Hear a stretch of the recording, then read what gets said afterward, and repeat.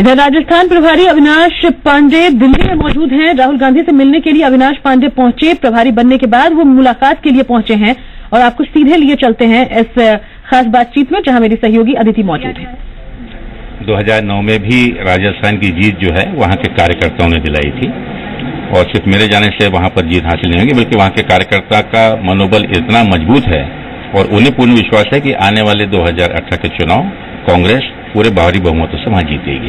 हम जाके उनको मदद करने का काम करेंगे। असमंजस की स्थिति है अभी कांग्रेस में, और खास करके बात करें अगर राजस्थान में भी तो गुटबाजी है, पॉलिटिकल एक जो सिनेरियो रहता है, इस गुटबाजी के बीच बड़े नेता, युवा नेता, इन सबको एकदम सामान्य तरीके से जो हैंडल करना, बैलेंस करना, ये एक टिपिकल काम होगा। कैसे इसको देखते हैं, क्योंकि आगे जो खाई है वो गहरी नजर आ रही है।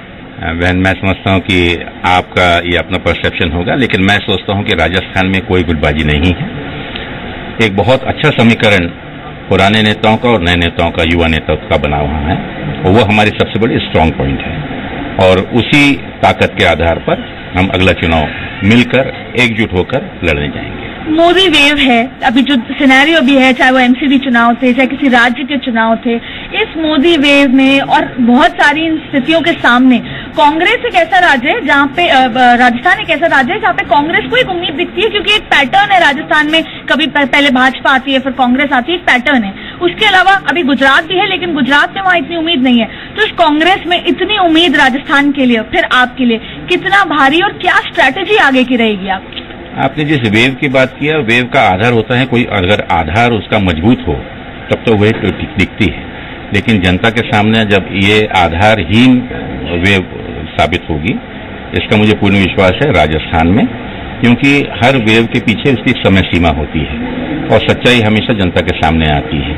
हमारी कोशिश रहेगी कि जनता को समय रहते हुए जगाकर, आगाह कर और जो गलत चीजें हैं, जो झूठे वादे हैं या जो वेव जो आप बोल रहे हैं, उस वेव का भ्रम हम निश्चित रूप से करेंगे। आखिरी और महत्वपूर्ण सवाल, क्योंकि राजस्थान में जब बात होती है एक चेहरे की, तो अशोक गहलोत सबसे बड़ा नाम आते हैं, क्योंकि उन्होंने राजस्थान की बहुत पुरानी सीएम कई बार भी रह चुके हैं। लेकिन हाल ही में जो अभी प्रदेश अध्यक्ष है सचिन पायलट, वो भी उभर के आ रहे हैं। तो किसको आप राजस्थान की कमान संभालने के हिसाब से आप देखते हैं?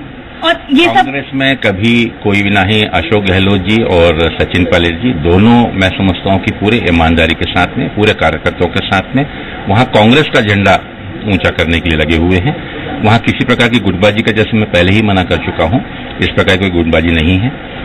अशोक गहलोत जी का अनुभव है, उनका राजस्थान में किया हुआ विकास का काम है, उनका एक अपनी छवि है। हमारे सचिन पायलट जी एक युवा नेतृत्व हैं, उनकी अपनी स्ट्रांग एरियाज हैं और दोनों मिलकर काम कर रहे हैं और आगे भी करेंगे।